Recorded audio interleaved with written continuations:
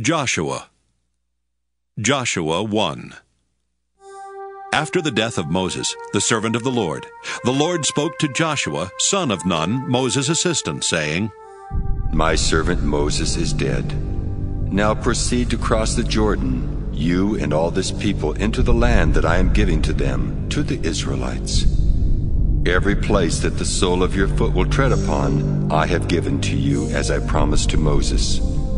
From the wilderness and the Lebanon, as far as the great river, the river Euphrates, all the land of the Hittites, to the great sea in the west shall be your territory. No one shall be able to stand against you all the days of your life. As I was with Moses, so I will be with you. I will not fail you or forsake you. Be strong and courageous, for you shall put this people in possession of the land that I swore to their ancestors to give them. Only be strong and very courageous, being careful to act in accordance with all the law that my servant Moses commanded you. Do not turn from it to the right hand or to the left, so that you may be successful wherever you go. This book of the law shall not depart out of your mouth. You shall meditate on it day and night, so that you may be careful to act in accordance with all that is written in it. For then you shall make your way prosperous, and then you shall be successful. I hereby command you, be strong and courageous. Do not be frightened or dismayed, for the Lord your God is with you wherever you go. Then Joshua commanded the officers of the people, Pass through the camp and command the people, prepare your provisions. For in 3 days you are to cross over the Jordan to go in to take possession of the land that the Lord your God gives you to possess.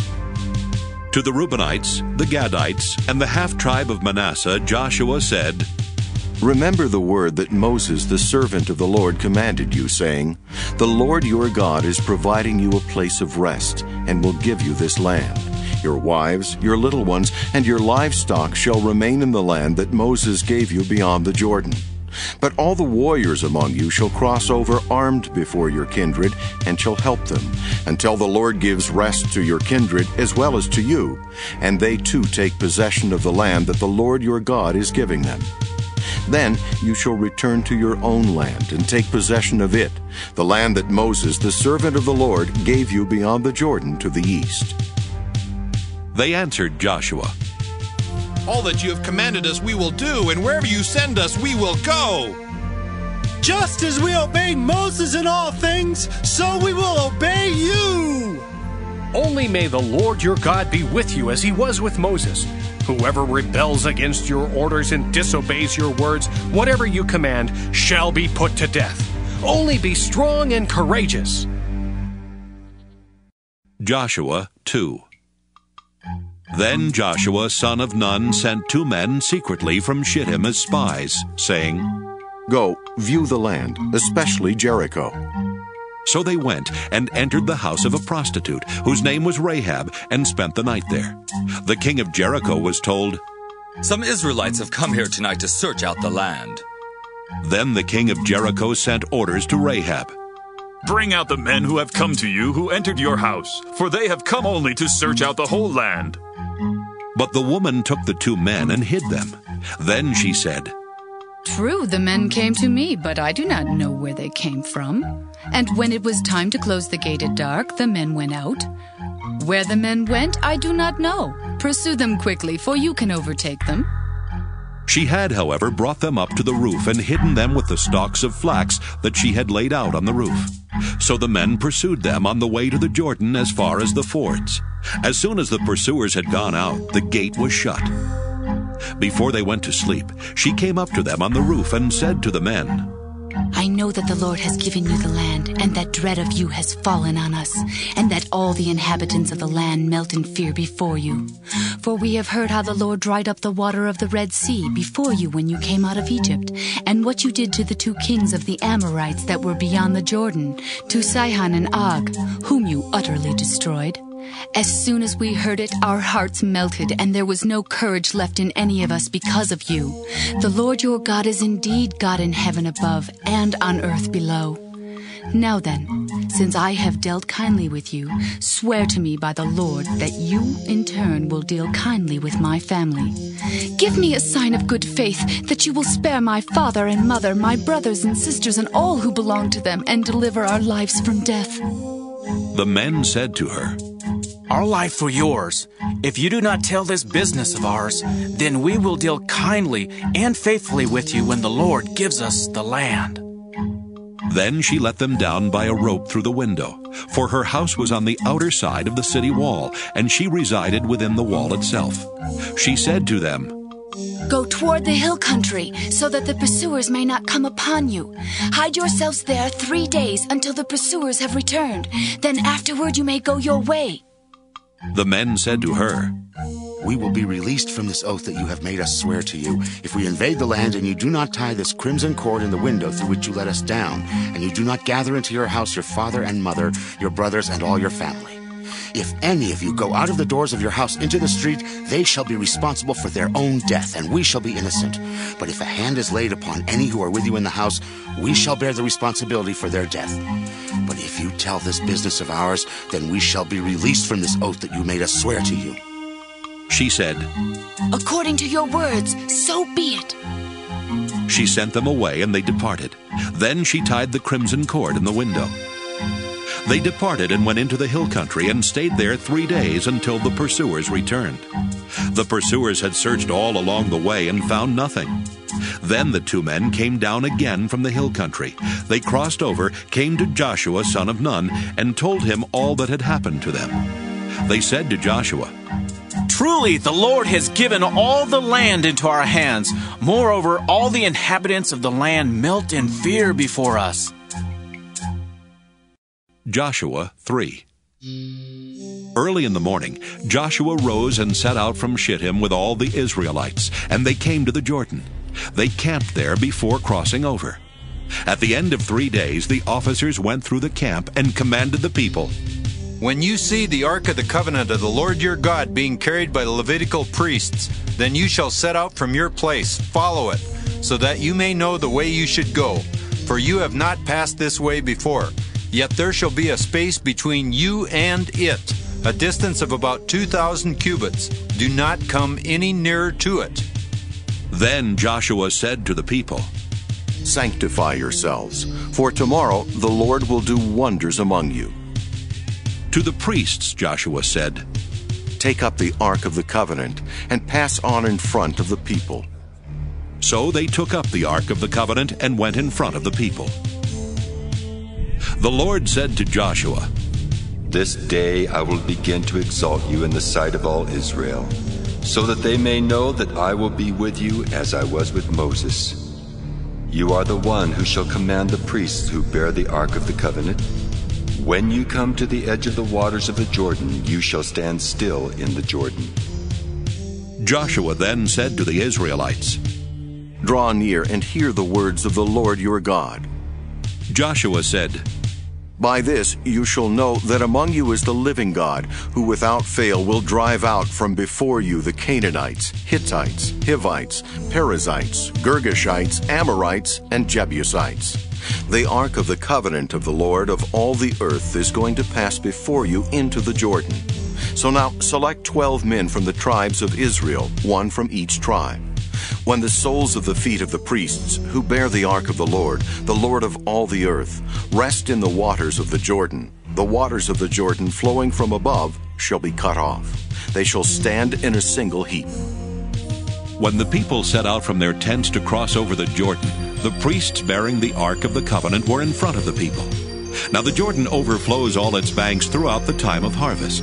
So when those who bore the ark had come to the Jordan, and the feet of the priests bearing the ark were dipped in the edge of the waters flowing from above stood still, rising up in a single heap far off at Adam, the city that is beside Zarethan, while those flowing toward the sea of the Arabah, the Dead Sea, were wholly cut off. Then the people crossed over opposite Jericho. While all Israel were crossing over on dry ground, the priests who bore the Ark of the Covenant of the Lord stood on dry ground in the middle of the Jordan, until the entire nation finished crossing over the Jordan. Joshua 4. When the entire nation had finished crossing over the Jordan, the Lord said to Joshua, "Select 12 men from the people, one from each tribe, and command them. Take 12 stones from here out of the middle of the Jordan, from the place where the priest's feet stood. Carry them over with you and lay them down in the place where you camp tonight." Then Joshua summoned the 12 men from the Israelites, whom he had appointed, one from each tribe.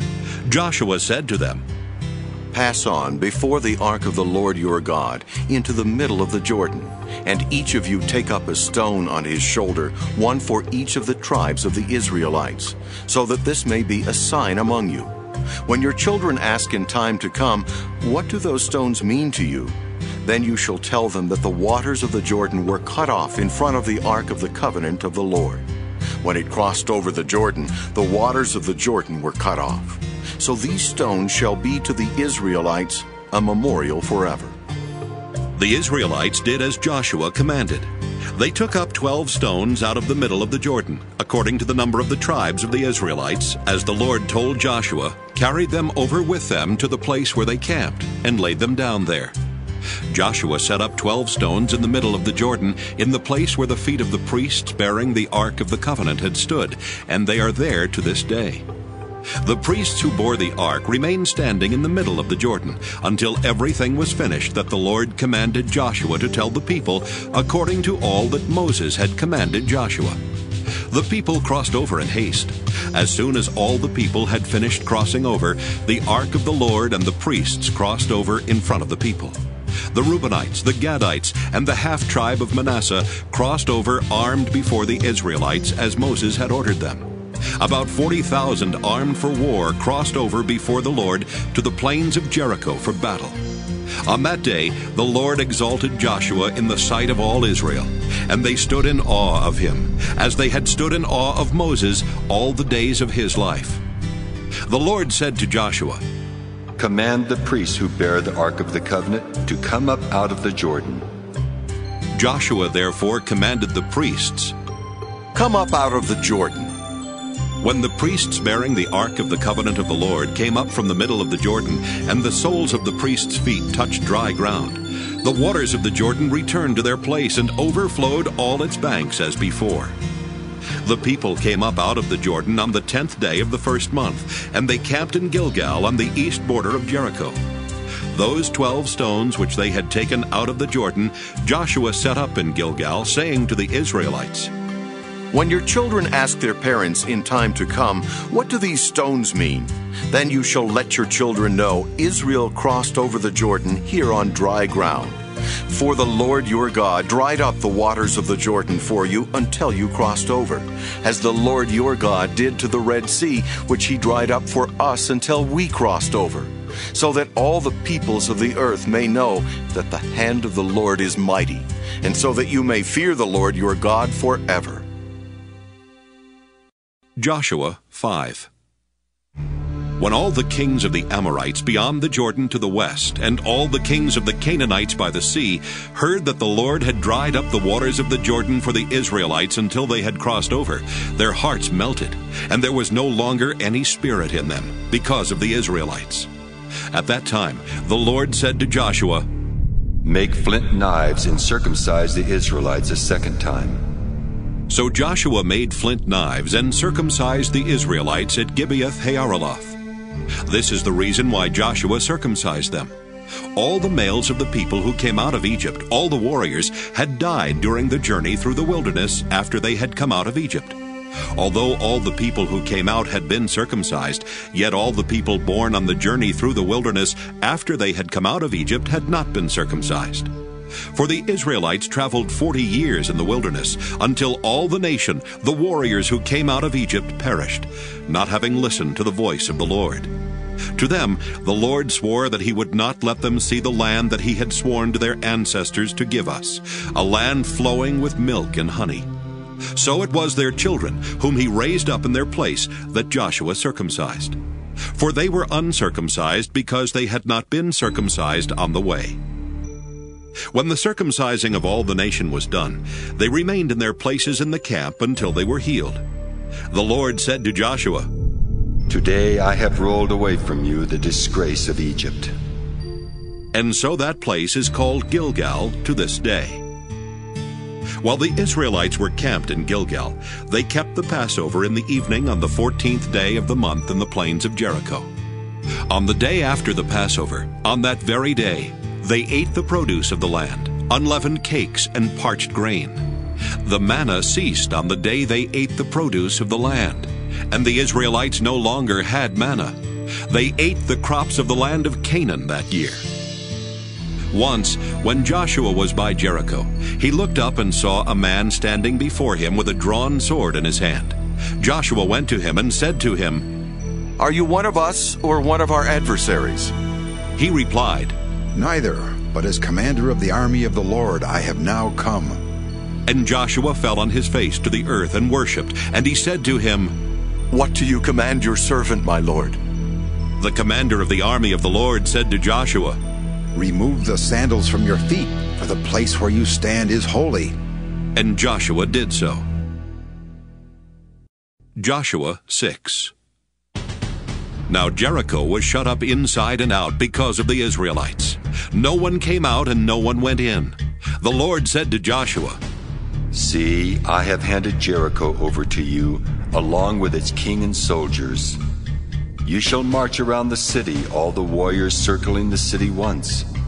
Thus you shall do for 6 days, with 7 priests bearing 7 trumpets of ram's horns before the ark. On the 7th day you shall march around the city 7 times, the priests blowing the trumpets. When they make a long blast with the ram's horn, as soon as you hear the sound of the trumpet, then all the people shall shout with a great shout, and the wall of the city will fall down flat, and all the people shall charge straight ahead." So Joshua son of Nun summoned the priests and said to them, "Take up the Ark of the Covenant, and have 7 priests carry 7 trumpets of ram's horns in front of the Ark of the Lord." To the people he said, "Go forward and march around the city. Have the armed men pass on before the Ark of the Lord." As Joshua had commanded the people, the 7 priests carrying the 7 trumpets of ram's horns before the Lord went forward, blowing the trumpets, with the Ark of the Covenant of the Lord following them. And the armed men went before the priests who blew the trumpets. The rear guard came after the ark, while the trumpets blew continually.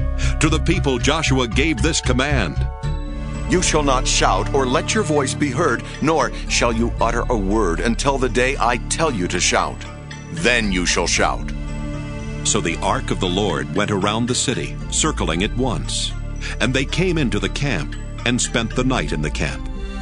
Then Joshua rose early in the morning, and the priests took up the ark of the Lord. The 7 priests carrying the 7 trumpets of ram's horns before the ark of the Lord passed on, blowing the trumpets continually. The armed men went before them, and the rear guard came after the ark of the Lord, while the trumpets blew continually. On the 2nd day, they marched around the city once, and then returned to the camp. They did this for 6 days. On the 7th day, they rose early at dawn, and marched around the city in the same manner 7 times.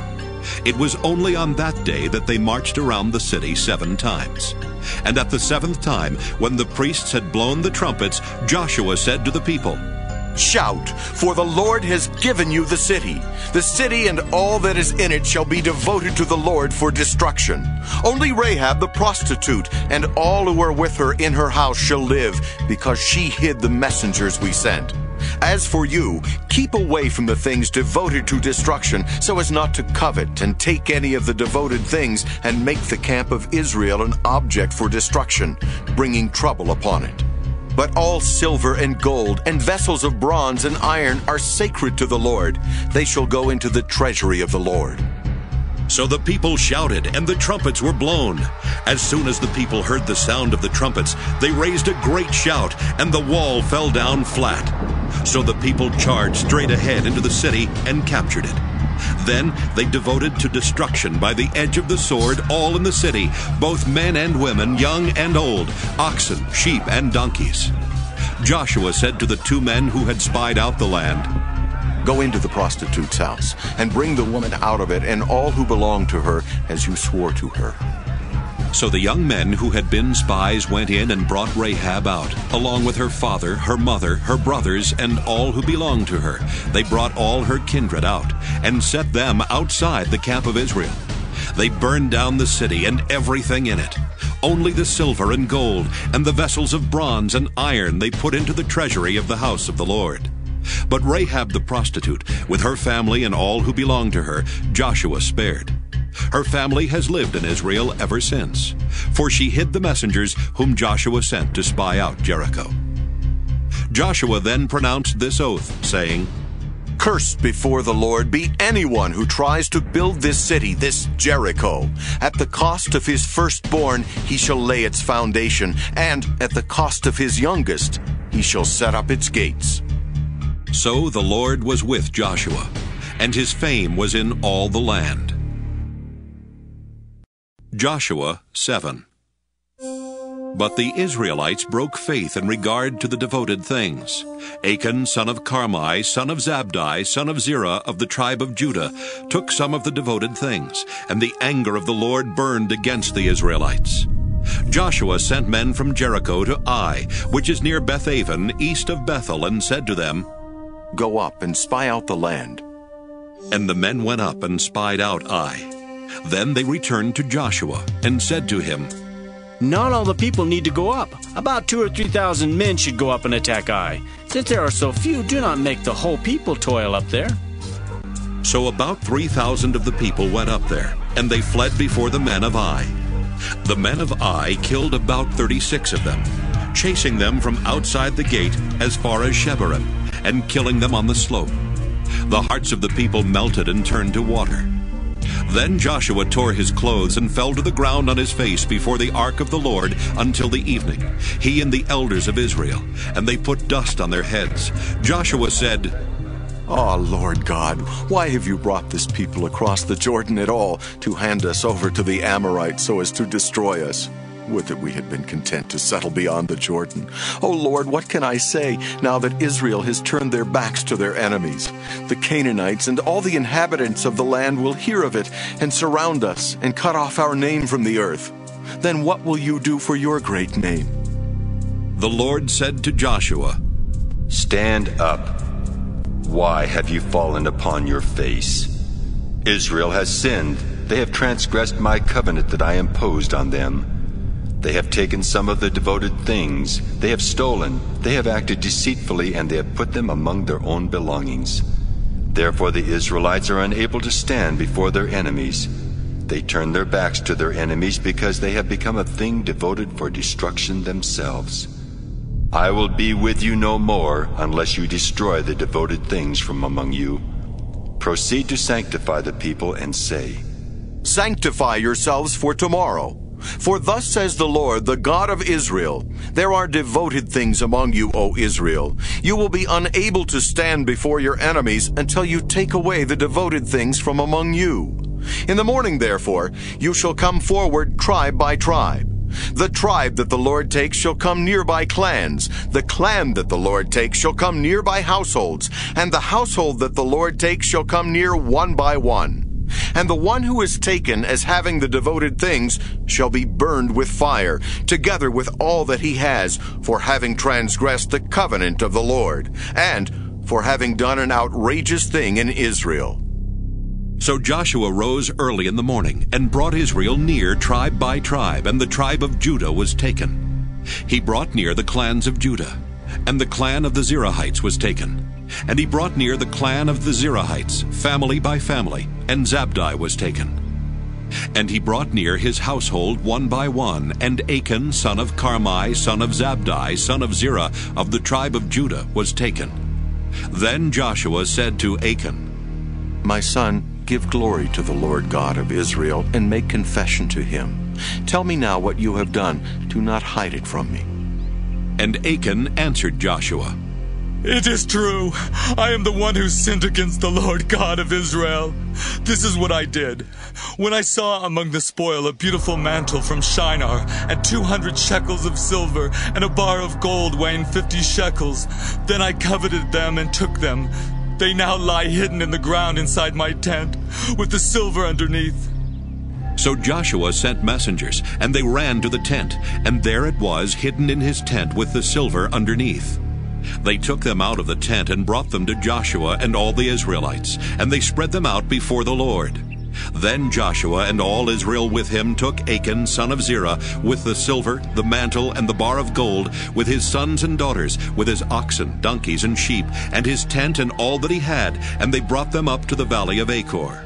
Joshua said, "Why did you bring trouble on us? The Lord is bringing trouble on you today." And all Israel stoned him to death.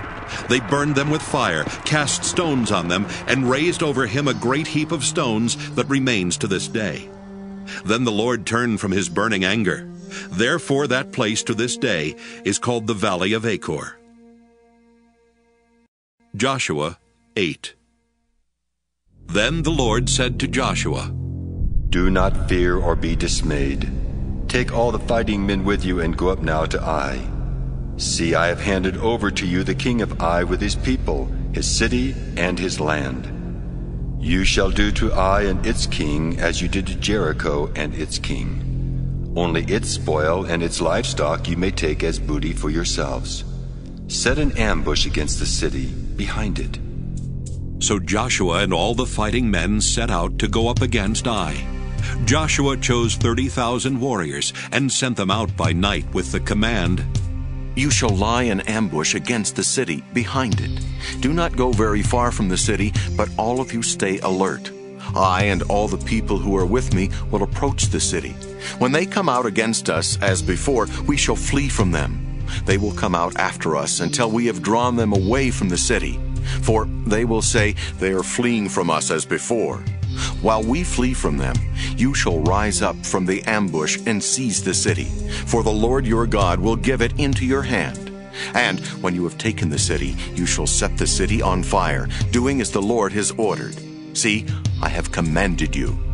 So Joshua sent them out, and they went to the place of ambush, and lay between Bethel and Ai, to the west of Ai. But Joshua spent that night in the camp. In the morning Joshua rose early and mustered the people, and went up with the elders of Israel before the people to Ai. All the fighting men who were with him went up, and drew near before the city, and camped on the north side of Ai, with a ravine between them and Ai. Taking about 5,000 men, he set them in ambush between Bethel and Ai to the west of the city. So they stationed the forces, the main encampment that was north of the city, and its rear guard west of the city. But Joshua spent that night in the valley. When the king of Ai saw this, he and all his people, the inhabitants of the city, hurried out early in the morning to the meeting place facing the Arabah to meet Israel in battle. But he did not know that there was an ambush against him behind the city. And Joshua and all Israel made a pretense of being beaten before them, and fled in the direction of the wilderness. So all the people who were in the city were called together to pursue them, and as they pursued Joshua, they were drawn away from the city. There was not a man left in Ai or Bethel who did not go out after Israel. They left the city open and pursued Israel. Then the Lord said to Joshua, "Stretch out the sword that is in your hand toward Ai, for I will give it into your hand." And Joshua stretched out the sword that was in his hand toward the city. As soon as he stretched out his hand, the troops in ambush rose quickly out of their place and rushed forward. They entered the city, took it, and at once set the city on fire. So when the men of Ai looked back, the smoke of the city was rising to the sky. They had no power to flee this way or that, for the people who fled to the wilderness turned back against the pursuers. When Joshua and all Israel saw that the ambush had taken the city, and that the smoke of the city was rising, then they turned back and struck down the men of Ai. And the others came out from the city against them. So they were surrounded by Israelites, some on one side and some on the other. And Israel struck them down until no one was left who survived or escaped. But the king of Ai was taken alive and brought to Joshua. When Israel had finished slaughtering all the inhabitants of Ai in the open wilderness where they pursued them, and when all of them to the very last had fallen by the edge of the sword, all Israel returned to Ai and attacked it with the edge of the sword. The total of those who fell that day, both men and women, was 12,000, all the people of Ai. For Joshua did not draw back his hand with which he stretched out the sword until he had utterly destroyed all the inhabitants of Ai. Only the livestock and the spoil of that city Israel took as their booty, according to the word of the Lord that he had issued to Joshua. So Joshua burned Ai and made it forever a heap of ruins, as it is to this day. And he hanged the king of Ai on a tree until evening. And at sunset Joshua commanded, and they took his body down from the tree, threw it down at the entrance of the gate of the city, and raised over it a great heap of stones, which stands there to this day. Then Joshua built on Mount Ebal an altar to the Lord, the God of Israel, just as Moses, the servant of the Lord, had commanded the Israelites, as it is written in the book of the law of Moses, an altar of unhewn stones on which no iron tool has been used. And they offered on it burnt offerings to the Lord, and sacrificed offerings of well-being. And there, in the presence of the Israelites, Joshua wrote on the stones a copy of the law of Moses, which he had written. All Israel, alien as well as citizen, with their elders and officers and their judges, stood on opposite sides of the ark in front of the Levitical priests, who carried the ark of the covenant of the Lord, half of them in front of Mount Gerizim, and half of them in front of Mount Ebal, as Moses, the servant of the Lord, had commanded at the first, that they should bless the people of Israel. And afterward he read all the words of the law, blessings and curses, according to all that is written in the book of the law. There was not a word of all that Moses commanded that Joshua did not read before all the assembly of Israel, and the women and the little ones, and the aliens who resided among them. Joshua 9.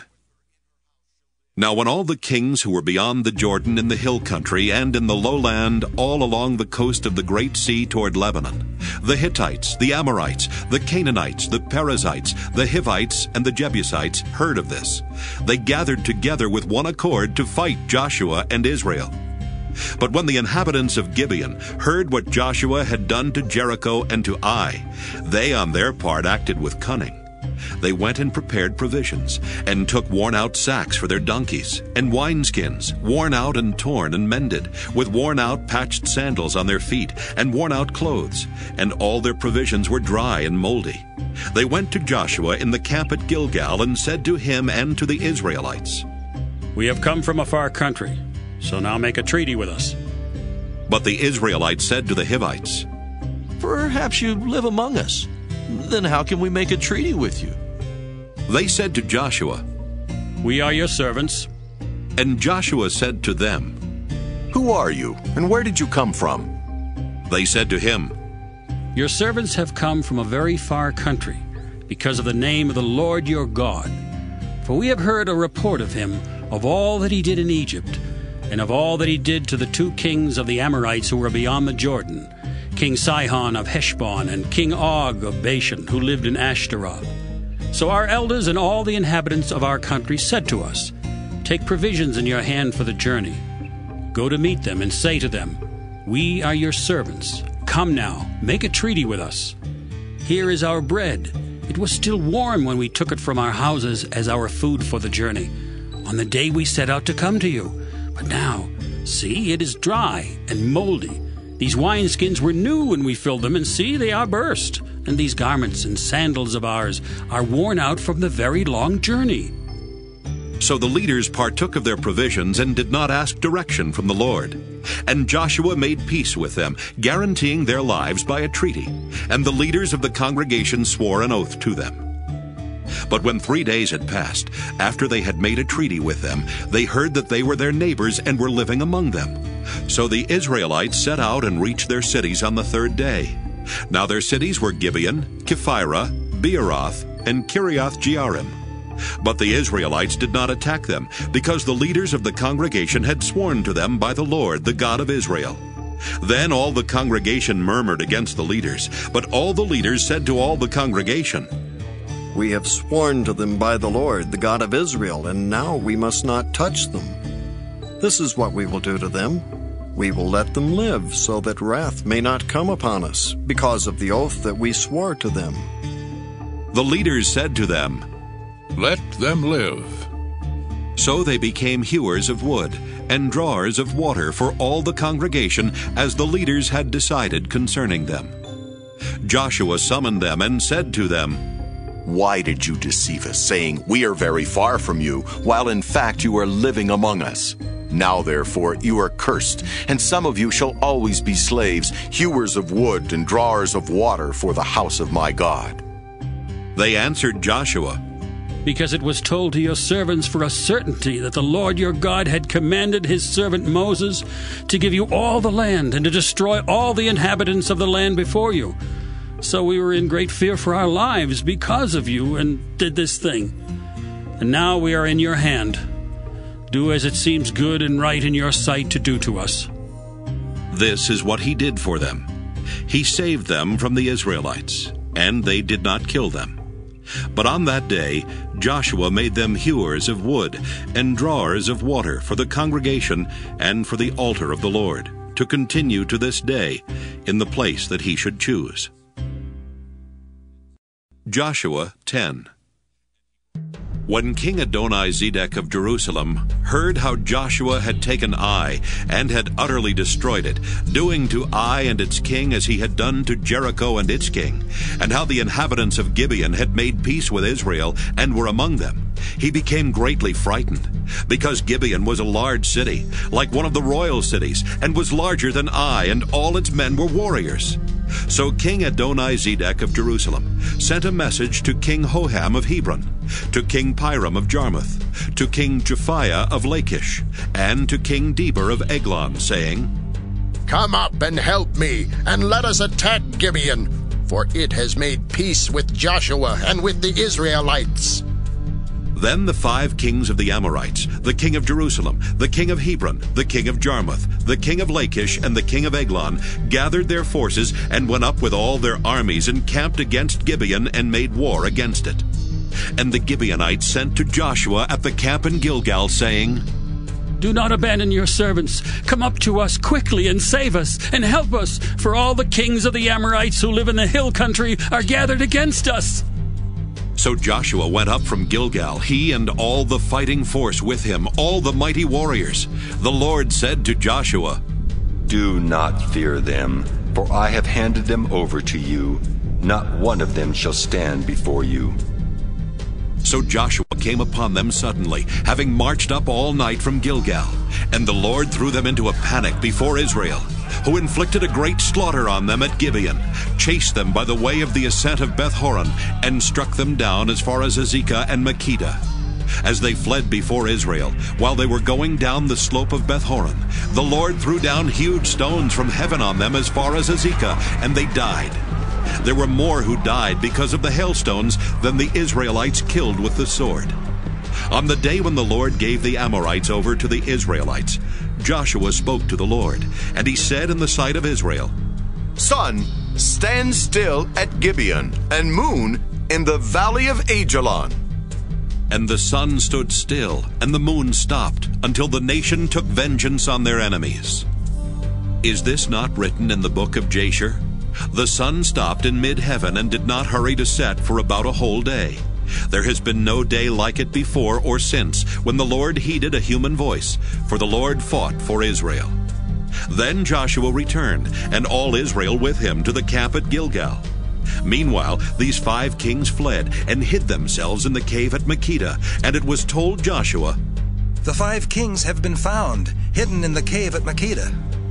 Joshua said, Roll large stones against the mouth of the cave and set men by it to guard them, but do not stay there yourselves. Pursue your enemies and attack them from the rear. Do not let them enter their towns, for the Lord your God has given them into your hand. When Joshua and the Israelites had finished inflicting a very great slaughter on them until they were wiped out, and when the survivors had entered into the fortified towns, all the people returned safe to Joshua in the camp at Makkedah. No one dared to speak against any of the Israelites. Then Joshua said, Open the mouth of the cave and bring those 5 kings out to me from the cave. They did so, and brought the 5 kings out to him from the cave, the king of Jerusalem, the king of Hebron, the king of Jarmuth, the king of Lachish, and the king of Eglon.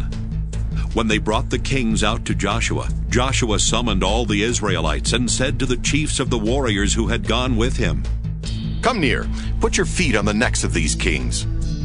Then they came near and put their feet on their necks, and Joshua said to them, Do not be afraid or dismayed. Be strong and courageous, for thus the Lord will do to all the enemies against whom you fight." Afterward Joshua struck them down and put them to death, and he hung them on 5 trees. And they hung on the trees until evening. At sunset Joshua commanded, and they took them down from the trees and threw them into the cave where they had hidden themselves. They set large stones against the mouth of the cave, which remain to this very day. Joshua took Makkedah on that day and struck it and its king with the edge of the sword. He utterly destroyed every person in it. He left no one remaining.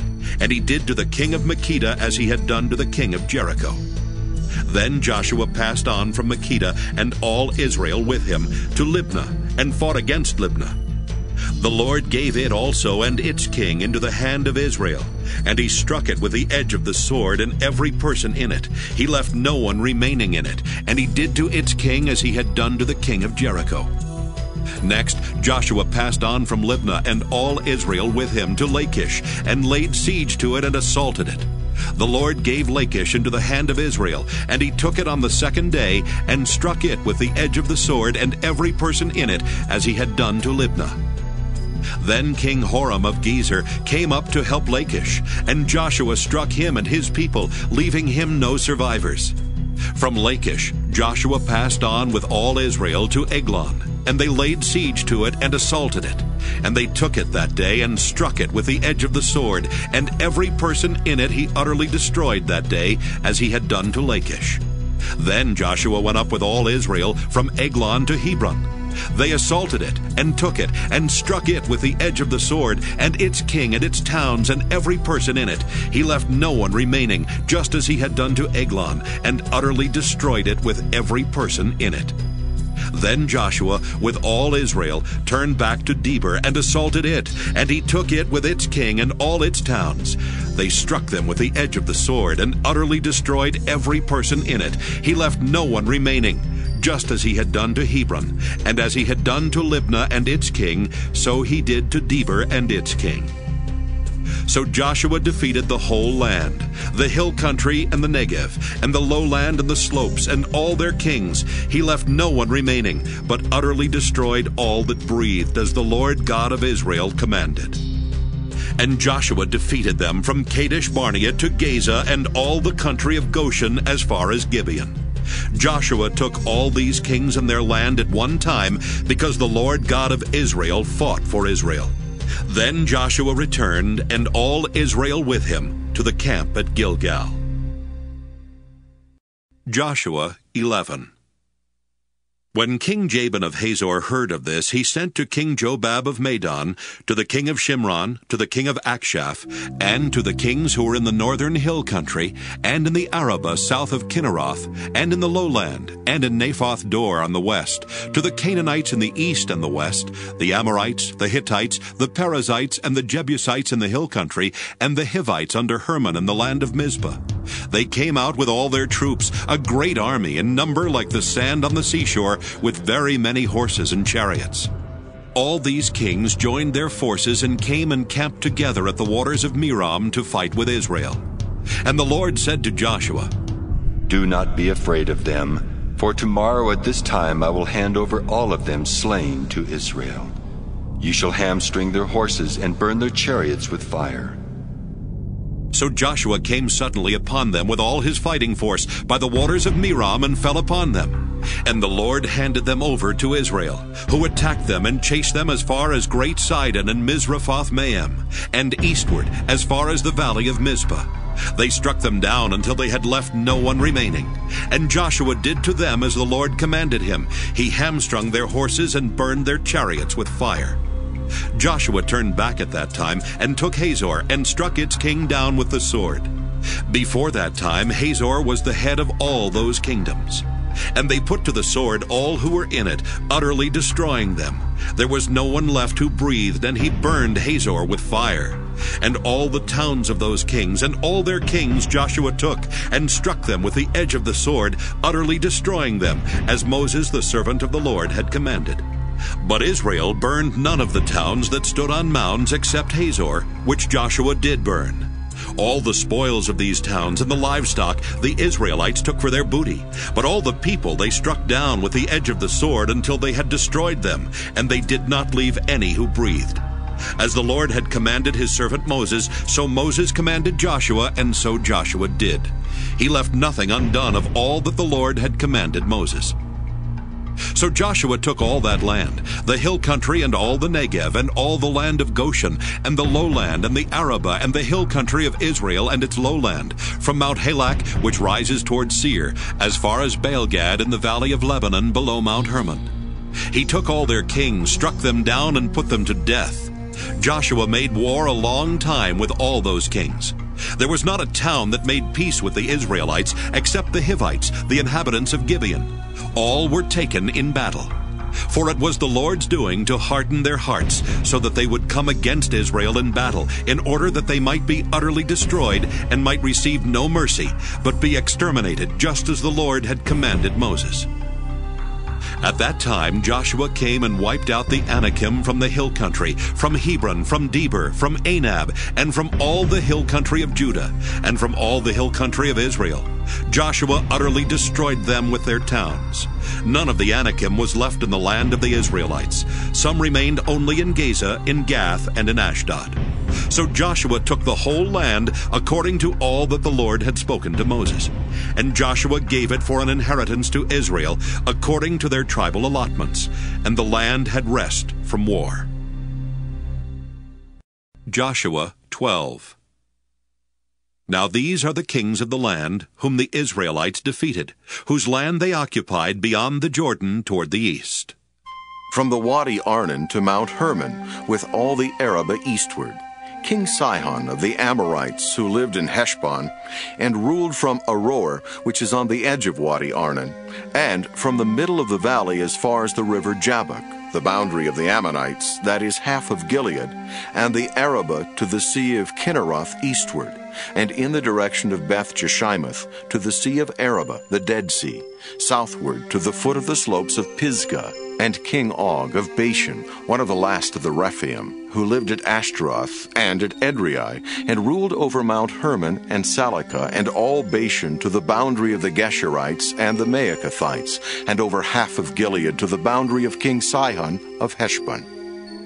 Moses, the servant of the Lord, and the Israelites defeated them. And Moses, the servant of the Lord, gave their land for a possession to the Reubenites, and the Gadites, and the half-tribe of Manasseh.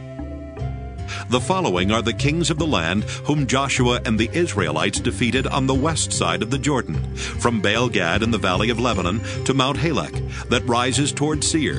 And Joshua gave their land to the tribes of Israel as a possession according to their allotments, in the hill country, in the lowland, in the Arabah, in the slopes, in the wilderness, and in the Negev, the land of the Hittites, Amorites, Canaanites, Perizzites, Hivites, and Jebusites.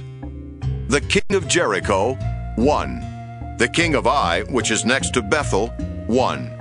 The king of Jerusalem, 1. The king of Hebron, 1. The king of Jarmuth, 1. The king of Lachish, 1. The king of Eglon, 1. The king of Gezer, 1. The king of Debir, 1. The king of Geder, 1. The king of Hormah, 1.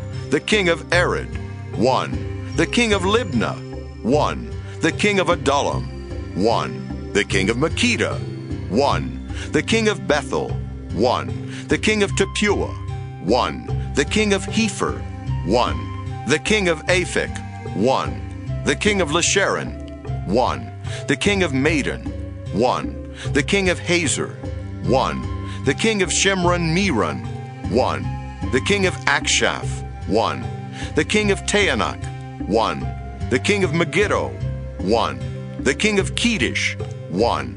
The king of Jokneam in Carmel, 1. The king of Dor in Naphoth Dor, 1. The king of Goyim in Galilee, 1. The king of Tirzah, 1. 31 kings in all. Joshua 13. Now Joshua was old and advanced in years, and the Lord said to him, You are old and advanced in years, and very much of the land still remains to be possessed.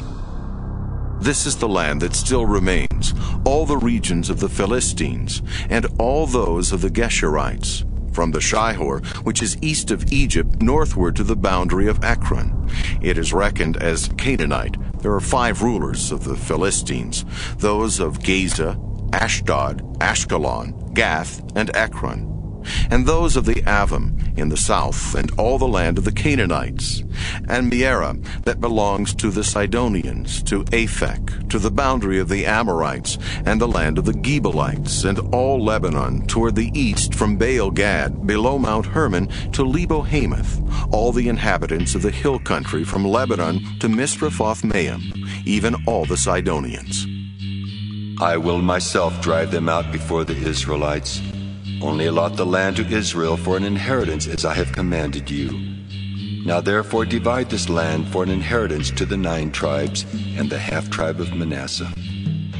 With the other half-tribe of Manasseh, the Reubenites and the Gadites received their inheritance, which Moses gave them, beyond the Jordan eastward, as Moses the servant of the Lord gave them.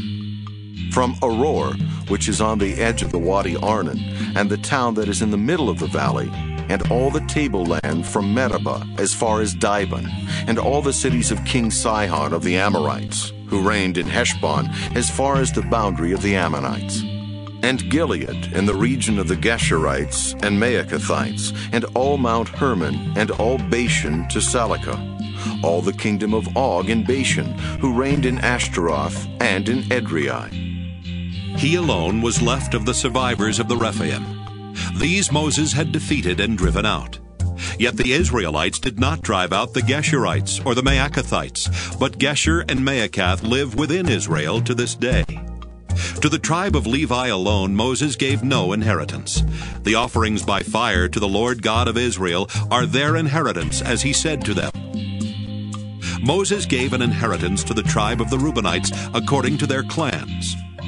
Their territory was from Aroer, which is on the edge of the Wadi Arnon, and the town that is in the middle of the valley, and all the tableland by Meribah, with Heshbon and all its towns that are in the tableland, Dibon, and Bamoth Baal, and Beth Baal Meon, and Jahaz, and Keremoth, and Mephaath, and Kiriathaim, and Sibmah, and Zereth-Shahar on the hill of the valley, and Beth Peor on the slopes of Pisgah, and Beth Jeshimoth, that is, all the towns of the tableland, and all the kingdom of King Sihon of the Amorites, who reigned in Heshbon, whom Moses defeated with the leaders of Midian, Evi, and Rechem, and Zur, and Hur, and Reba, as princes of Sihon who lived in the land. Along with the rest of those they put to death, the Israelites also put to the sword Balaam, son of Beor, who practiced divination. And the border of the Reubenites was the Jordan and its banks. This was the inheritance of the Reubenites, according to their families, with their towns and villages. Moses gave an inheritance also to the tribe of the Gadites, according to their families. Their territory was Jazer, and all the towns of Gilead, and half the land of the Ammonites to Aroer, which is east of Rabbah, and from Heshbon to Ramoth Mizpah and Betanim, and from Mahanaim to the territory of Debir, and in the valley Beth-Haram, Beth-Nimrah, Succoth, and Zaphon, the rest of the kingdom of King Sihon of Heshbon, the Jordan and its banks, as far as the lower end of the Sea of Kinnereth, eastward beyond the Jordan. This is the inheritance of the Gadites according to their clans with their towns and villages. Moses gave an inheritance to the half-tribe of Manasseh. It was allotted to the half-tribe of the Manassites according to their families. Their territory extended from Mahanaim through all Bashan, the whole kingdom of King Og of Bashan, and all the settlements of Jair, which are in Bashan, 60 towns, and half of Gilead, and Ashtaroth, and Edrei, the towns of the kingdom of Og in Bashan. These were allotted to the people of Machir, son of Manasseh, according to their clans, for half the Machirites. These are the inheritances that Moses distributed in the plains of Moab beyond the Jordan east of Jericho. But to the tribe of Levi Moses gave no inheritance. The Lord God of Israel is their inheritance, as he said to them. Joshua 14. These are the inheritances that the Israelites received in the land of Canaan, which the priest Eleazar and Joshua son of Nun and the heads of the families of the tribes of the Israelites distributed to them. Their inheritance was by lot, as the Lord had commanded Moses for the 9 1/2 tribes. For Moses had given an inheritance to the 2 1/2 tribes beyond the Jordan, but to the Levites he gave no inheritance among them. For the people of Joseph were 2 tribes, Manasseh and Ephraim, and no portion was given to the Levites in the land, but only towns to live in, with their pasture lands for their flocks and herds. The Israelites did as the Lord commanded Moses. They allotted the land.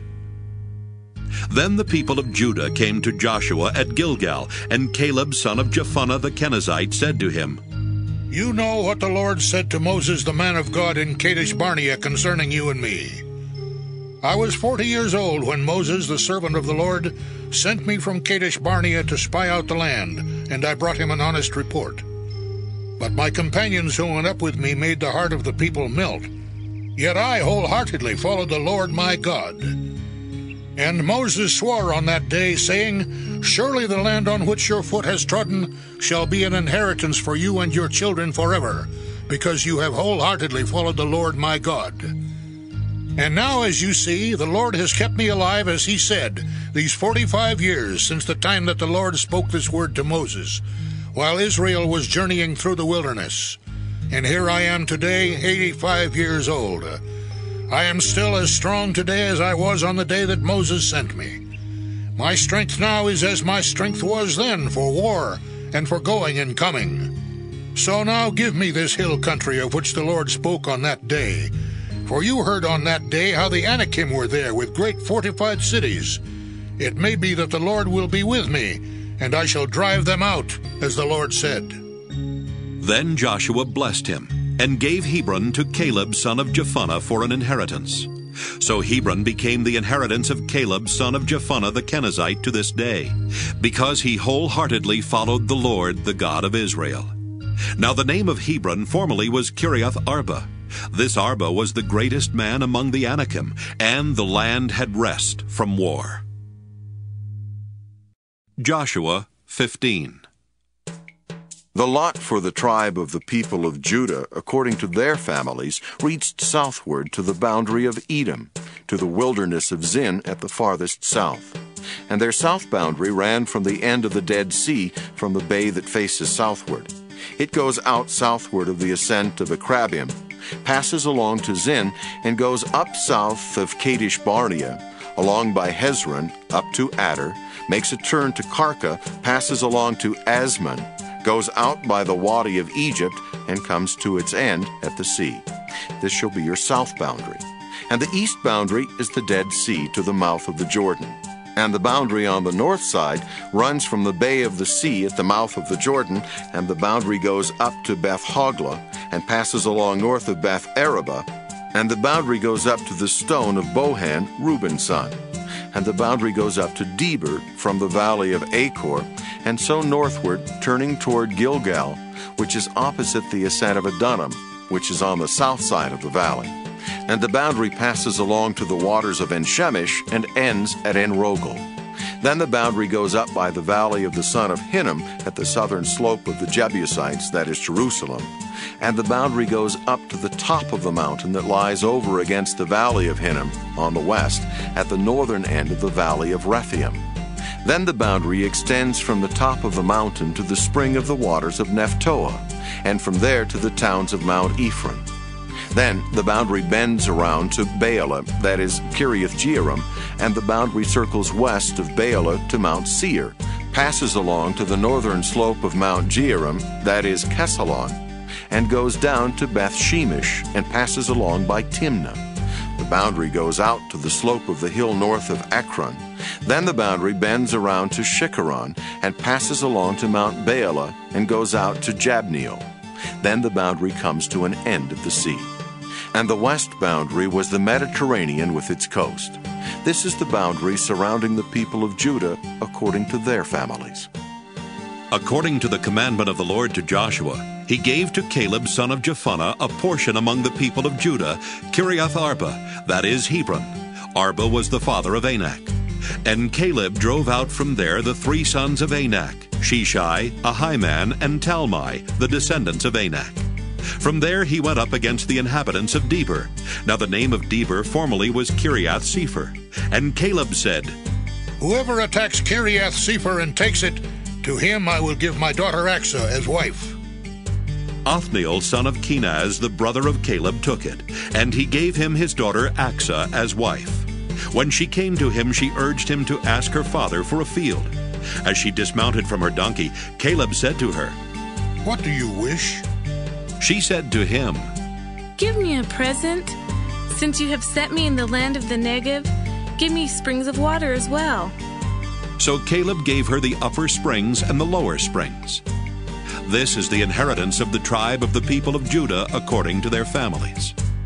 The towns belonging to the tribe of the people of Judah in the extreme south toward the boundary of Edom were Kabzeel, Eder, Jager, Kinah, Dimona, Adada, Kedesh, Hazer, Ithnan, Ziph, Telam, Bealoth, Hazer Hadadah, Kiriath Hezron, that is Hazer, Ammon, Shema, Moladah, Hazer Gaddah, Heshmon, Beth Pelet, Hazer Shual, Beersheba, Biziothia, Baalah, Iam, Ezem, Eltolad, Kesel, Hormah, Ziklag, Madmannah, Sansannah, Labaoth, Shilhim, Ain, and Rimmon, in all 29 towns with their villages.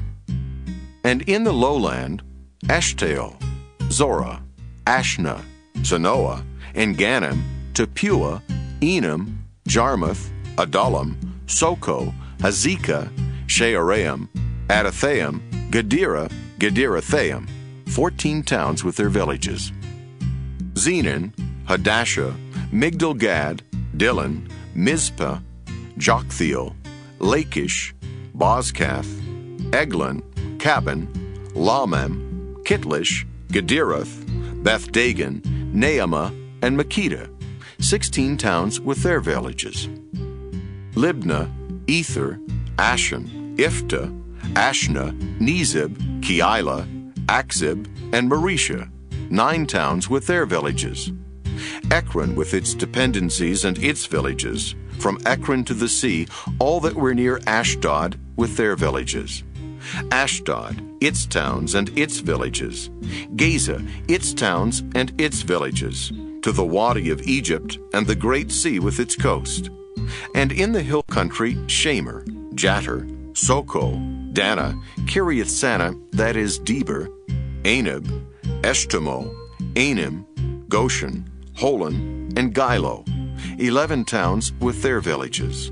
Arab, Duma, Eshan, Janam, Beth Tappuah, Aphekah, Humta, Kiriath Arba, that is Hebron, and Zior, 9 towns with their villages. Maon, Carmel, Ziph, Judah, Jezreel, Jokdeam, Zanoah, Cain, Gibeah, and Timnah, 10 towns with their villages. Halhol, Beth-zur, Geder, Maarith, Beth-Anoth, and Eltekon, 6 towns with their villages. Kiriath-Baal, that is Kiriath-Jearim, and Rabbah, 2 towns with their villages.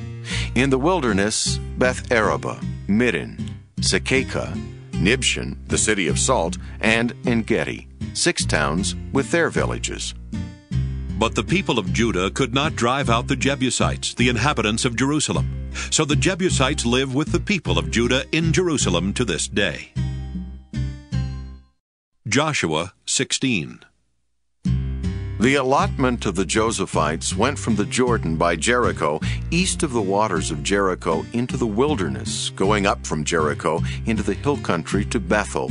Then, going from Bethel to Luz, it passes along to Ataroth, the territory of the Arkites. Then it goes down westward to the territory of the Japhletites, as far as the territory of Lower Beth Horon, then to Gezer, and it ends at the sea. The Josephites, Manasseh and Ephraim, received their inheritance. The territory of the Ephraimites by their families was as follows. The boundary of their inheritance on the east was Adareth Adar, as far as Upper Beth Horon. and the boundary goes from there to the sea. On the north is Michmethath. Then on the east the boundary makes a turn toward Taanath-Shiloh and passes along beyond it on the east to Genoa. Then it goes down from Genoa to Atareth and to Naarah and touches Jericho, ending at the Jordan. From Tappuah the boundary goes westward to the Wadi Cana and ends at the sea. Such is the inheritance of the tribe of the Ephraimites by their families, together with the towns that were set apart for the Ephraimites within the inheritance of the Manassites, all those towns with their villages. They did not, however, drive out the Canaanites who lived in Gezer. So the Canaanites have lived within Ephraim to this day, but have been made to do forced labor. Joshua 17. Then allotment was made to the tribe of Manasseh, for he was the firstborn of Joseph. To Machir, the firstborn of Manasseh, the father of Gilead, were allotted Gilead and Bashan, because he was a warrior. And allotments were made to the rest of the tribe of Manasseh by their families: Abiezer, Helek, Asriel, Shechem, Hepher, and Shemida. These were the male descendants of Manasseh, son of Joseph, by their families. Now Zelophehad, son of Hepher, and son of Gilead, son of Machir, son of Manasseh, had no sons, but only daughters. And these are the names of his daughters: Mahlah, Noah, Hoglah, Milcah, and Tirzah. They came before the priest Eleazar and Joshua, son of Nun, and the leaders, and said, "The Lord commanded Moses to give us an inheritance along with our male kin." So according to the commandment of the Lord, he gave them an inheritance among the kinsmen of their father. Thus there fell to Manasseh 10 portions, besides the land of Gilead and Bashan, which is on the other side of the Jordan, because the daughters of Manasseh received an inheritance along with his sons. The land of Gilead was allotted to the rest of the Manassites. The territory of Manasseh reached from Asher to Michmethath, which is east of Shechem. Then the boundary goes along southward to the inhabitants of En-Tappuah. The land of Tappuah belonged to Manasseh, but the town of Tappuah on the boundary of Manasseh belonged to the Ephraimites. Then the boundary went down to the Wadi Cana. The towns here to the south of the Wadi, among the towns of Manasseh, belong to Ephraim. Then the boundary of Manasseh goes along the north side of the Wadi and ends at the sea. The land to the south is Ephraim's, and that to the north is Manasseh's, with the sea forming its boundary. On the north, Asher is reached, and on the east, Issachar.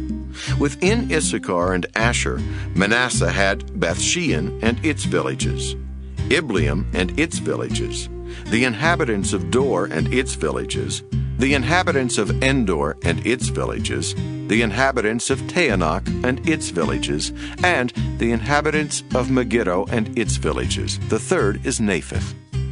Yet the Manassites could not take possession of those towns, but the Canaanites continued to live in that land. But when the Israelites grew strong, they put the Canaanites to forced labor, but did not utterly drive them out. The tribe of Joseph spoke to Joshua, saying, "Why have you given me but one lot and one portion as an inheritance, since we are a numerous people, whom all along the Lord has blessed?" And Joshua said to them, "If you are a numerous people, go up to the forest and clear ground there for yourselves, in the land of the Perizzites and the Rephaim, since the hill country of Ephraim is too narrow for you." The tribe of Joseph said, "The hill country is not enough for us, yet all the Canaanites who live in the plain have chariots of iron, both those in Beth-shean and its villages, and those in the valley of Jezreel." Then Joshua said to the house of Joseph, to Ephraim and Manasseh, "You are indeed a numerous people and have great power. You shall not have one lot only, but the hill country shall be yours. For though it is a forest, you shall clear it and possess it to its farthest borders. For you shall drive out the Canaanites, though they have chariots of iron, and though they are strong." Joshua 18. Then the whole congregation of the Israelites assembled at Shiloh, and set up the tent of meeting there. The land lay subdued before them. There remained among the Israelites 7 tribes whose inheritance had not yet been apportioned. So Joshua said to the Israelites, "How long will you be slack about going in and taking possession of the land that the Lord, the God of your ancestors, has given you? Provide 3 men from each tribe, and I will send them out, that they may begin to go throughout the land, writing a description of it with a view to their inheritances. Then come back to me. They shall divide it into 7 portions, Judah continuing in its territory on the south, and the house of Joseph in their territory on the north. You shall describe the land in 7 divisions, and bring the description here to me. And I will cast lots for you here before the Lord our God. The Levites have no portion among you, for the priesthood of the Lord is their heritage. And Gad and Reuben and the half-tribe of Manasseh have received their inheritance beyond the Jordan eastward, which Moses the servant of the Lord gave them. So the men started on their way, and Joshua charged those who went to write the description of the land, saying, Go throughout the land, and write a description of it, and come back to me, and I will cast lots for you here before the Lord in Shiloh. So the men went and traversed the land, and set down in a book a description of it by towns in 7 divisions. Then they came back to Joshua in the camp at Shiloh, and Joshua cast lots for them in Shiloh before the Lord. And there Joshua apportioned the land to the Israelites, to each a portion. The lot of the tribe of Benjamin according to its families came up, and the territory allotted to it fell between the tribe of Judah and the tribe of Joseph. On the north side their boundary began at the Jordan. Then the boundary goes up to the slope of Jericho on the north, then up through the hill country westward, and it ends at the wilderness of Beth-aven. From there the boundary passes along southward in the direction of Luz, to the slope of Luz, that is, Bethel. Then the boundary goes down to Ataroth-Adar, on the mountain that lies south of lower Beth-horon. Then the boundary goes in another direction, turning on the western side southward from the mountain that lies to the south, opposite Beth-horon, and it ends at Kiriath-baal, that is, Kiriath-jearim, a town belonging to the tribe of Judah. This forms the western side. The southern side begins at the outskirts of Kiriath-jearim, and the boundary goes from there to Ephron, to the spring of the waters of Nephtophah. Then the boundary goes down to the border of the mountain that overlooks the valley of the son of Hinnom, which is at the north end of the valley of Rephaim. And then it goes down to the valley of Hinnom, south of the slope of the Jebusites, and downward to En-rogel. Then it bends in a northerly direction going on to En-shemesh, and from there goes to Goliath, which is opposite the ascent of Adullam. Then it goes down to the stone of Bohan, Reuben's son, and passing on to the north of the slope of Beth-araba, it goes down to Araba. Then the boundary passes on to the north of the slope of Beth-hoglah, and the boundary ends at the northern bay of the Dead Sea, at the south end of the Jordan. This is the southern border. The Jordan forms its boundary on the eastern side. This is the inheritance of the tribe of Benjamin, according to its families, boundary by boundary all around. Now the towns of the tribe of Benjamin, according to their families, were Jericho, Beth-hoglah, Emek-keziz, Beth-araba, Zemaraim, Bethel, Avim, Perah, Ophrah, Kepher-ammoni, Ophni, and Geba, 12 towns with their villages. Gibeon, Ramah, Beeroth, Mizpah, Kephirah, Moza, Rechem, Irpeel, Terah, Zelah, Haeleph, Jebus, that is Jerusalem, Gibeah, and Kiriath-jearim, 14 towns with their villages. This is the inheritance of the tribe of Benjamin according to its families. Joshua 19. The second lot came out for Simeon, for the tribe of Simeon, according to its families. Its inheritance lay within the inheritance of the tribe of Judah. It had for its inheritance Beersheba, Sheba, Moladah, Hazer-shual, Bela, Ezem, El-tolad, Bethel, Hormah, Ziklag, Beth-marcaboth, Hazer-susa, Beth-lebaoth, and Sharuhen, 13 towns with their villages. Ain, Rimmon, Ether, and Ashan, 4 towns with their villages, together with all the villages all around these towns as far as Baalath-beer, Ramah of the Negev. This was the inheritance of the tribe of Simeon according to its families. The inheritance of the tribe of Simeon formed part of the territory of Judah. Because the portion of the tribe of Judah was too large for them, the tribe of Simeon obtained an inheritance within their inheritance. The third lot came up for the tribe of Zebulun according to its families. The boundary of its inheritance reached as far as Sarid. Then its boundary goes up westward and on to Maralah and touches Dabbesheth. Then the wadi that is east of Jokneam. From Sarid it goes in the other direction, eastward toward the sunrise to the boundary of Kisloth Tabor. From there it goes to Daberath, then up to Japhiah. From there it passes along on the east toward the sunrise to Gath-Hepher, to Eth-Kazin, and going on to Rimmon it bends toward Neah. Then on the north the boundary makes a turn to Hanathan, and it ends at the valley of Ithtael, and Katteth, Nahalel, Shimron, Idolah, and Bethlehem, 12 towns with their villages. This is the inheritance of the tribe of Zebulun according to its families, these towns with their villages. The fourth lot came out for Issachar, for the tribe of Issachar, according to its families. Its territory included Jezreel, Casaloth, Shunem, Hapharaim, Shion, Anahareth, Rabbath, Kishion, Ebez, Remoth, En-Ganim, and Haddah, Beth-Pazzez. The boundary also touches Tabor, Shahazuma, and Beth-Shemesh, and its boundary ends at the Jordan, 16 towns with their villages. This is the inheritance of the tribe of Issachar, according to its families, the towns with their villages. The fifth lot came out for the tribe of Asher, according to its families.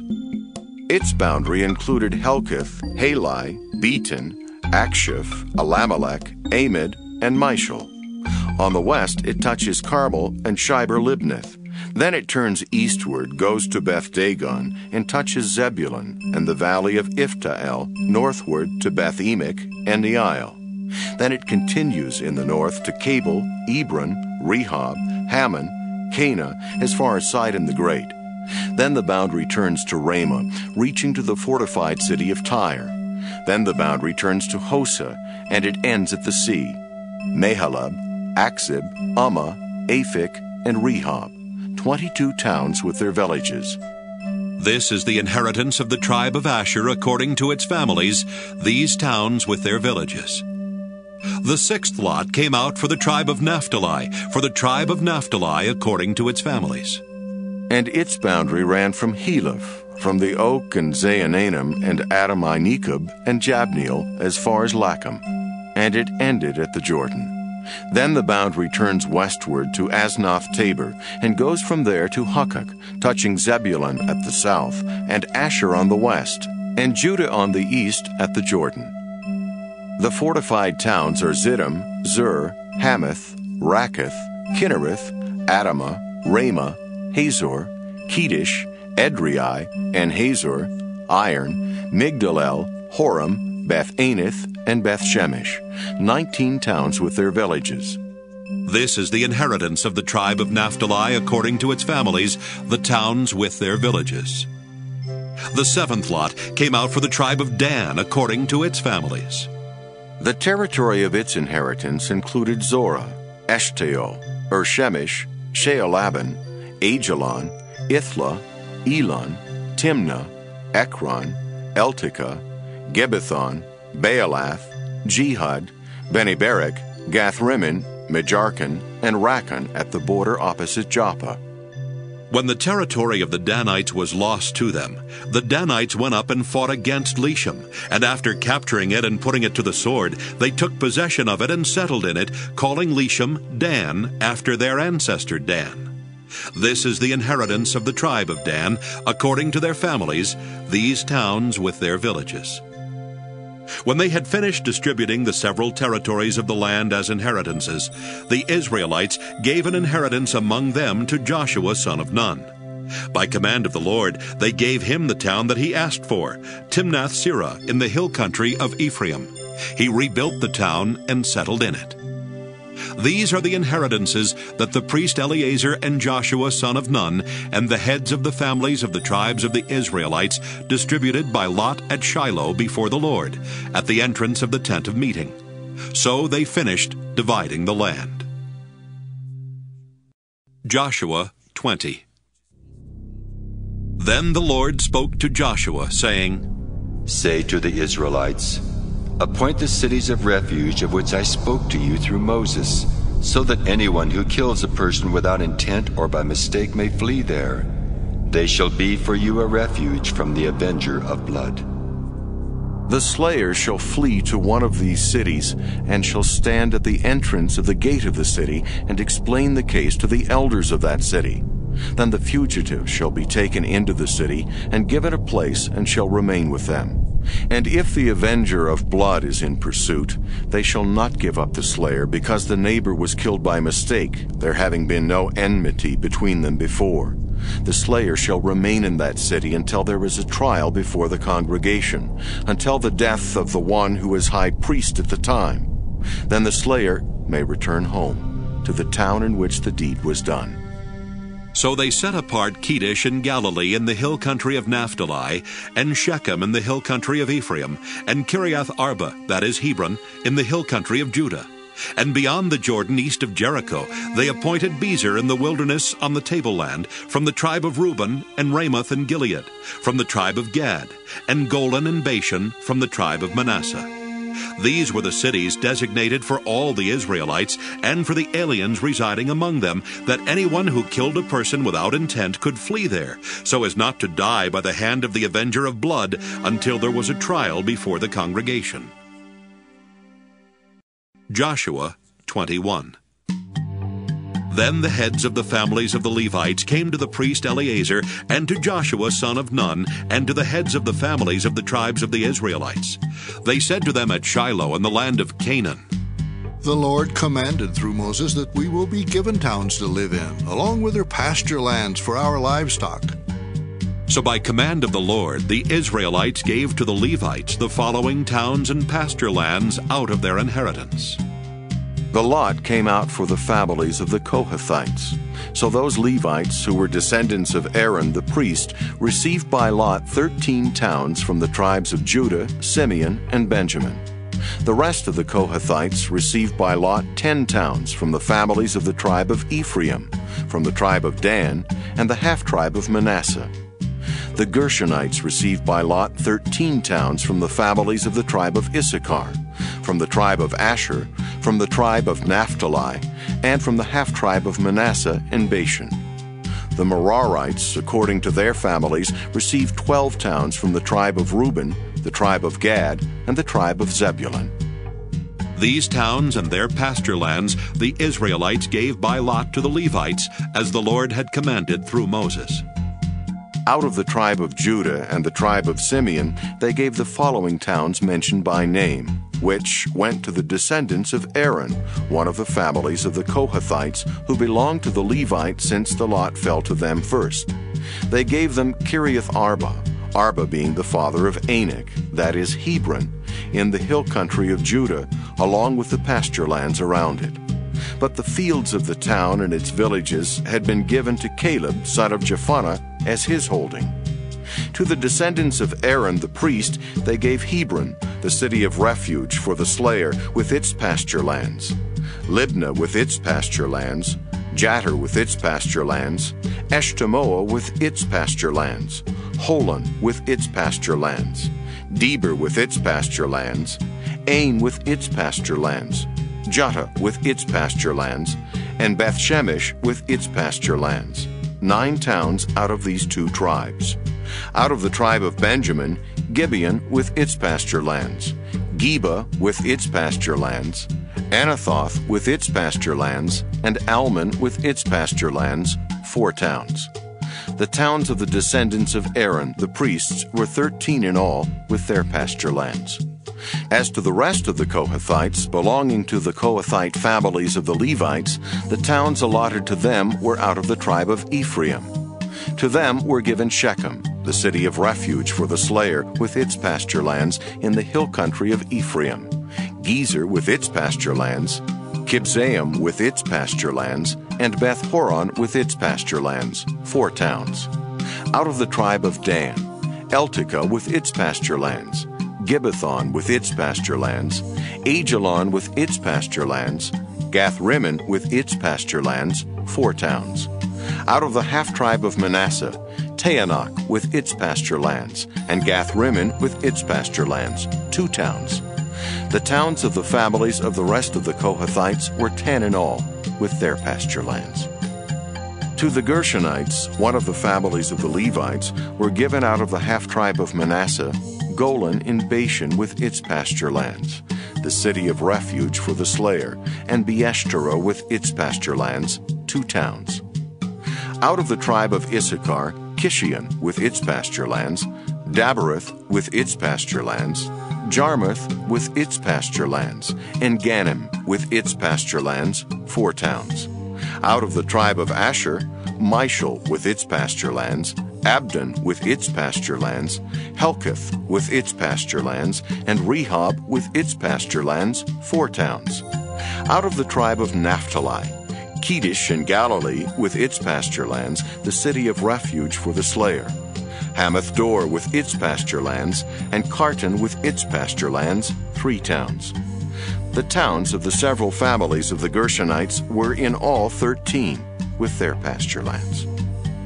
To the rest of the Levites, the Merarite families, were given out of the tribe of Zebulun, Jokneam with its pasture lands, Karta with its pasture lands, Dimnah with its pasture lands, Nahalel with its pasture lands, 4 towns. Out of the tribe of Reuben, Bezer with its pasture lands, Jahzah with its pasture lands, Kedemoth with its pasture lands, and Mephaath with its pasture lands, 4 towns. Out of the tribe of Gad, Ramoth in Gilead with its pasture lands, the city of refuge for the slayer, Mahanaim with its pasture lands, Heshbon with its pasture lands, Jazer with its pasture lands, 4 towns in all. As for the towns of the several Merarite families, that is, the remainder of the families of the Levites, those allotted to them were 12 in all.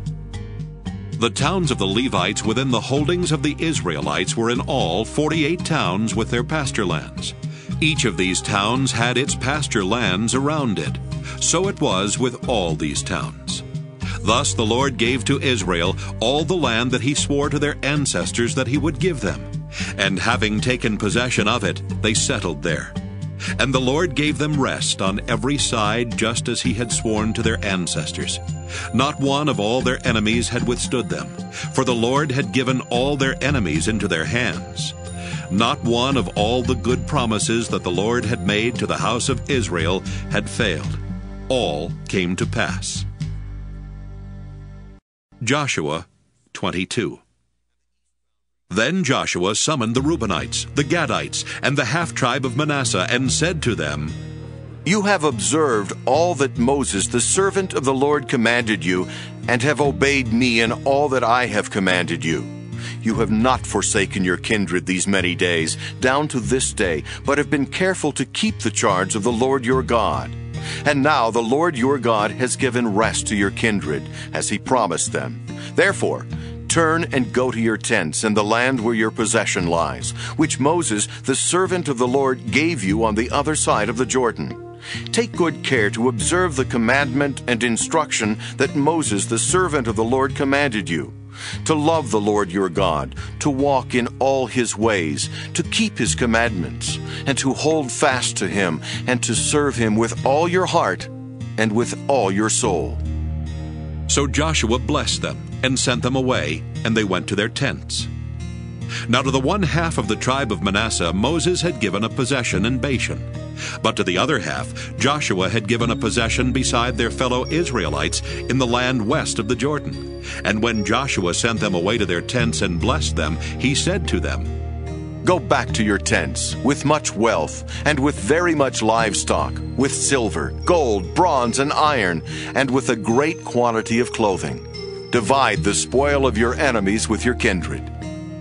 So the Reubenites and the Gadites and the half-tribe of Manasseh returned home, parting from the Israelites at Shiloh, which is in the land of Canaan, to go to the land of Gilead, their own land of which they had taken possession by command of the Lord through Moses.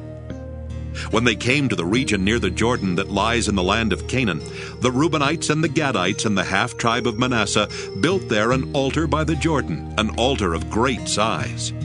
The Israelites heard that the Reubenites and the Gadites and the half-tribe of Manasseh had built an altar at the frontier of the land of Canaan in the region near the Jordan on the side that belongs to the Israelites. And when the people of Israel heard of it, the whole assembly of the Israelites gathered at Shiloh to make war against them. Then the Israelites sent the priest Phinehas, son of Eleazar, to the Reubenites and the Gadites and the half-tribe of Manasseh in the land of Gilead, and with him 10 chiefs, one from each of the tribal families of Israel, every one of them the head of a family among the clans of Israel. They came to the Reubenites, the Gadites, and the half-tribe of Manasseh in the land of Gilead, and they said to them, "Thus says the whole congregation of the Lord, what is this treachery that you have committed against the God of Israel in turning away today from following the Lord by building yourselves an altar today in rebellion against the Lord? Have we not had enough of the sin at Peor, from which even yet we have not cleansed ourselves, and for which a plague came upon the congregation of the Lord, that you must turn away today from following the Lord? If you rebel against the Lord today, he will be angry with the whole congregation of Israel tomorrow. But now, if your land is unclean, cross over into the Lord's land, where the Lord's tabernacle now stands, and take for yourselves a possession among us. Only do not rebel against the Lord, or rebel against us by building yourselves an altar other than the altar of the Lord our God. Did not Achan, son of Zerah, break faith in the matter of the devoted things, and wrath fell upon all the congregation of Israel? And he did not perish alone for his iniquity."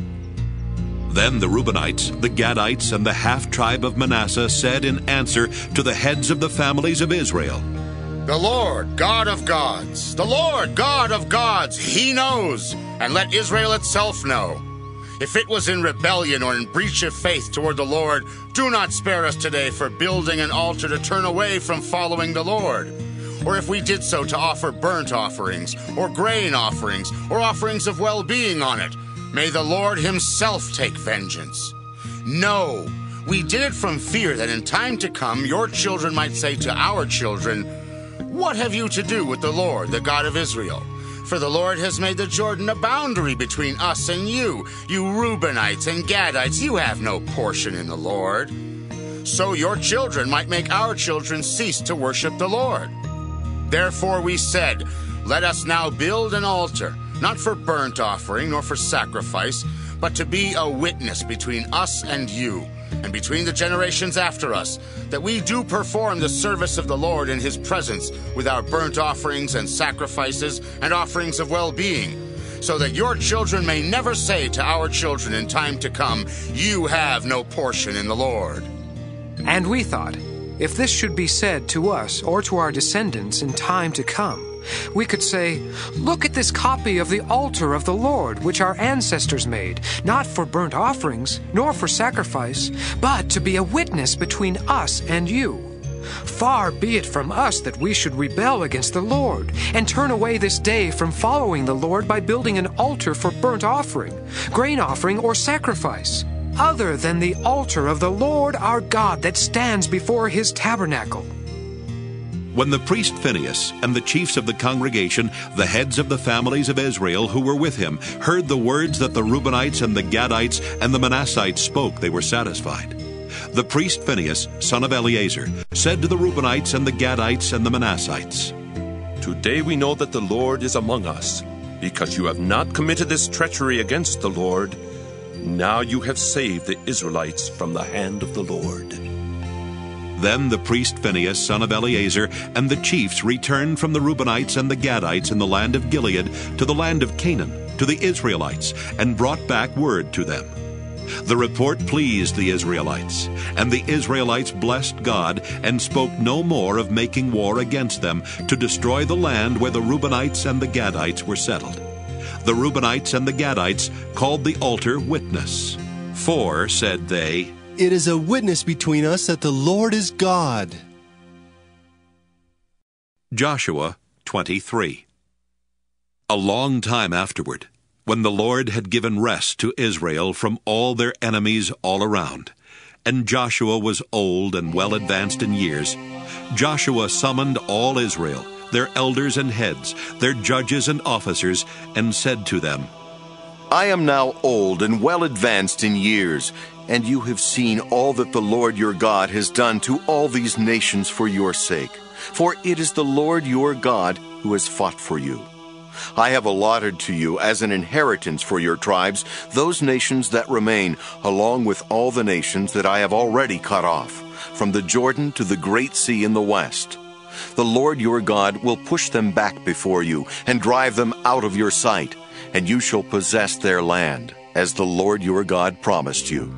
Therefore, be very steadfast to observe and do all that is written in the book of the law of Moses, turning aside from it neither to the right nor to the left, so that you may not be mixed with these nations left here among you, or make mention of the names of their gods, or swear by them, or serve them, or bow yourselves down to them, but hold fast to the Lord your God, as you have done to this day.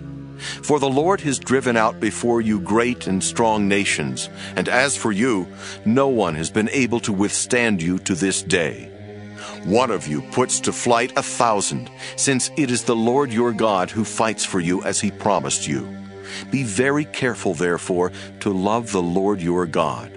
For if you turn back and join the survivors of these nations left here among you, and intermarry with them, so that you marry their women and they yours, know assuredly that the Lord your God will not continue to drive out these nations before you, but they shall be a snare and a trap for you, a scourge on your sides and thorns in your eyes, until you perish from this good land that the Lord your God has given you. And now I am about to go the way of all the earth. And you know in your hearts and souls, all of you, that not one thing has failed of all the good things that the Lord your God promised concerning you. All have come to pass for you. Not one of them has failed. But just as all the good things that the Lord your God promised concerning you have been fulfilled for you, so the Lord will bring upon you all the bad things, until he has destroyed you from this good land that the Lord your God has given you. If you transgress the covenant of the Lord your God, which he enjoined on you, and go and serve other gods and bow down to them, then the anger of the Lord will be kindled against you, and you shall perish quickly from the good land that he has given to you. Joshua 24. Then Joshua gathered all the tribes of Israel to Shechem and summoned the elders, the heads, the judges, and the officers of Israel, and they presented themselves before God. And Joshua said to all the people, Thus says the Lord, the God of Israel, Long ago your ancestors, Terah and his sons, Abraham and Nahor, lived beyond the Euphrates and served other gods. Then I took your father Abraham from beyond the river and led him through all the land of Canaan and made his offspring many. I gave him Isaac, and to Isaac I gave Jacob and Esau. I gave Esau the hill country of Seir to possess, but Jacob and his children went down to Egypt. Then I sent Moses and Aaron, and I plagued Egypt with what I did in its midst. And afterwards I brought you out. When I brought your ancestors out of Egypt, you came to the sea, and the Egyptians pursued your ancestors with chariots and horsemen to the Red Sea. When they cried out to the Lord, he put darkness between you and the Egyptians, and made the sea come upon them and cover them, and your eyes saw what I did to Egypt. Afterwards you lived in the wilderness a long time. Then I brought you to the land of the Amorites, who lived on the other side of the Jordan. They fought with you, and I handed them over to you, and you took possession of their land, and I destroyed them before you. Then King Balak, son of Zippor of Moab, set out to fight against Israel. He sent and invited Balaam, son of Beor, to curse you. But I would not listen to Balaam. Therefore he blessed you, so I rescued you out of his hand. When you went over the Jordan and came to Jericho, the citizens of Jericho fought against you, and also the Amorites, the Perizzites, the Canaanites, the Hittites, the Girgashites, the Hivites, and the Jebusites, and I handed them over to you. I sent the hornet ahead of you, which drove out before you the 2 kings of the Amorites. It was not by your sword or by your bow. I gave you a land on which you had not labored, and towns that you had not built, and you live in them. You eat the fruit of vineyards and olive yards that you did not plant. Now therefore revere the Lord, and serve him in sincerity and in faithfulness. Put away the gods that your ancestors served beyond the river and in Egypt, and serve the Lord.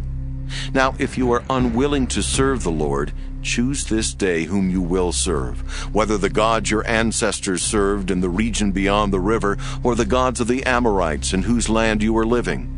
But as for me and my household, we will serve the Lord." Then the people answered, "Far be it from us that we should forsake the Lord to serve other gods.